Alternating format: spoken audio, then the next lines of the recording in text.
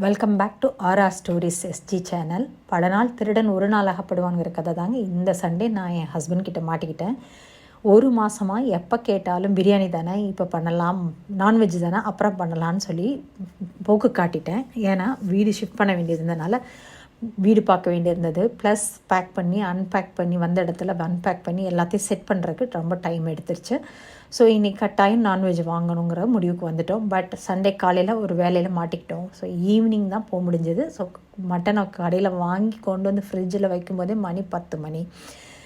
அடுத்த நாள் காலையில் தான் அதை டீஃப்ராஸ்ட் பண்ணி திருப்பி சமைக்க முடிஞ்சது. இதுதான் கொடுமைன்னு சொல்கிறதுங்க. ஏன்னா இந்தியாவில் இருக்கிற வரைக்கும் ஒரு வேளை சமைச்சதை திருப்பி சாப்பிட்டதே கிடையாது. உடனே நாங்கள் விளக்காரமாக்கிட்ட ஷேர் பண்ணிப்போம். ஸோ செகண்ட் டைமு அந்த எப்போயுமே சாப்பிட்டது கிடையாது. இங்கே ஒரு நாள் பொருளை வாங்கி அடுத்த நாள் சமைச்சு அதை மிச்சத்தை அதுக்கடுத்த நாள் வச்சு சாப்பிட்டு இதுதாங்க ஃபாரின் லைஃபுங்கிறது. சரி, புலம்புனது போதும், வாங்க பார்க்கலாம். இப்போ ஆஸ்திரேலியன் மட்டன் போட்டிருக்கேன் பாருங்கள். ஏன்னா லோக்கல் மட்டன் ரொம்ப கேவலமாக இருக்குங்க. இங்கே அவ்வளோ ரப்பரியாக இருக்கும், சாப்பிட்டா டைஜஸ்டே ஆகாது, கான்ஸ்டிபேஷனே வந்துடும். ஸோ எப்பயுமே இம்போர்ட்டட் ஆஸ்திரேலியன் மட்டன் தான் வாங்குறது, அதாவது இம்போர்ட்டட் ஆஸ்திரேலியன் லேம்ப் தான் வாங்குறது.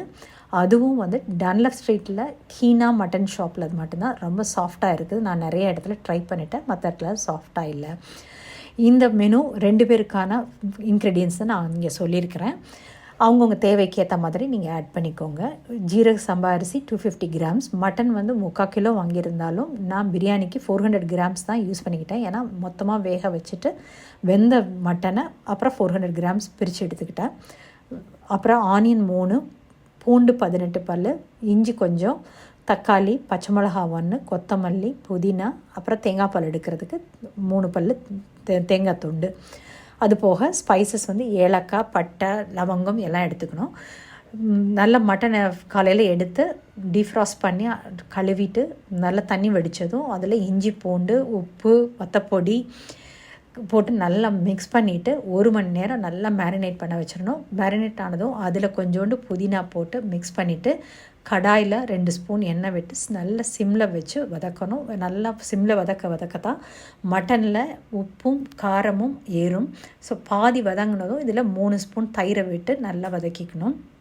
நல்லா தயிரை விட்டு சிம்மில் வதக்கும்போது கொஞ்சம் நேரத்தில் அதுவே எண்ணெய் பிரிய ஆரம்பிக்கும். ஸோ அந்த ஸ்டேஜில் ஆஃப் பண்ணிவிட்டு இன்ஸ்டன்ட் பாட்டில் ட்ரான்ஸ்ஃபர் பண்ணி 12 நிமிடம் செட் பண்ணி நம்ம இதை வேக வைக்க போகிறோம். இன்ஸ்டன்ட் பாட் இல்லாதவங்க குக்கரில் 3 நிமிஷம் வச்சுட்டு அதாவது 3 சவுண்டு வச்சுட்டு சிம்மில் வச்சு 12 நிமிஷம் இல்லை 10 நிமிஷம் வச்சு வேக வைக்கலாம். ஸோ மீன் வாயில் பிரியாணிக்கு தேவையான மற்ற விஷயங்களை ரெடி பண்ண போகிறோம். ஸோ வெங்காயத்தை நீளமாக கட் பண்ணி ரெடி பண்ணியாச்சு. திருப்பியும் கடாயில் 2 ஸ்பூன் எண்ணெய் விட்டு ஸ்பைசஸ் எல்லாத்தையும், ஏலக்காய் இது எல்லாத்தையும் பொரிய விட்டுட்டு நீளமாக வெட்டின வெங்காயம், பச்சை மிளகாவை பாதி வதக்கிட்டு தென் தக்காளி போடணும். மூடியை எங்கேயோ மிஸ்ப்ளேஸ் பண்ணிட்டேன். ஸோ தக்காளியை வதக்கிறதுக்கு 1/4 கப்பு தண்ணி ஊற்றி சாஃப்ட் ஆகிற வரைக்கும் வதக்கிட்டு இஞ்சி பூண்டை ஆட் பண்ணி வாசனை போகிற வரைக்கும் வதக்கி முடிச்சுட்டு தென் கொத்தமல்லி, புதினா போட்டு லைட்டாக மட்டும் வதக்கணும். ஏன்னா புதினாவோட டேஸ்ட்டு மாறிடும். ஸோ இதை வதக்கி முடித்ததுமே மீன் வாயில் இன்ஸ்டன்ட் பாட்டும் சவுண்டு கொடுத்து மட்டன் ரெடின்னு காமிச்சது. ஸோ மட்டனை தனியாக எடுத்துகிட்டு மட்டன் வேக வச்ச தனியும் தனியாக எடுத்துக்கிட்டாச்சு. ஏன்னா அளந்து இதை தான் ஊற்ற போகிறோம். அரிசி 1 கப்புன்னா தண்ணி வந்து 2 கப்பு. அந்த தண்ணியில் 1 கப்பு தண்ணி வந்து மட்டன் வேக வச்ச தண்ணியும் 1 கப்பு தேங்காய் பாலும் ஊற்ற போகிறோம். ஸோ இன்றைக்கி 250 கிராம்ஸ்க்கு 500 கிராம்ஸ் தண்ணி, அதில் 250 கிராம் தேங்காய் பால் அண்ட் 250 கிராம் வேக வச்ச தண்ணி. இதோட நம்ம வதக்கி வச்சுருக்கிற வெங்காயம், தக்காளி, இஞ்சி பூண்டு இதையும் ஆட் பண்ணி ஜீரக சம்பா அரிசியை லைட்டாக தான் வாஷ் பண்ணணும், இல்லைன்னா அதோட வாசனை போயிடும். ஸோ 2 தடவை மட்டும் வாஷ் பண்ணி இதில் ஆட் பண்ணியாச்சு. அப்புறம் ஷான் மசாலா, பிரியாணி மசாலா 1/4 ஸ்பூனை ஆட் பண்ணிவிட்டேன். எப்போயும் கரம் மசாலாவும் சேர்ப்பேன். இப்போ ஷிஃப்ட் பண்ணனால கரம் மசாலா வீட்டில் இல்லை, அதனால் இன்றைக்கி ஆட் பண்ணலை. ப்ளஸ் 2 ஸ்பூன் நெய் விட்டு நான் எல்லாத்தையும் மிக்ஸ் பண்ணி இன்ஸ்டன்ட் பாட்டில் 9 மினிட்ஸ் டைம் செட் பண்ணி வச்சாச்சு. ஸோ சூப்பரான ஒரு பிரியாணி ரெடி ஆயாச்சு. ஸோ லஞ்சுக்கு மட்டும் இல்லை, இது டின்னருக்கும் வச்சுட்டு இன்றைக்கி வேலையை முடித்தாச்சு.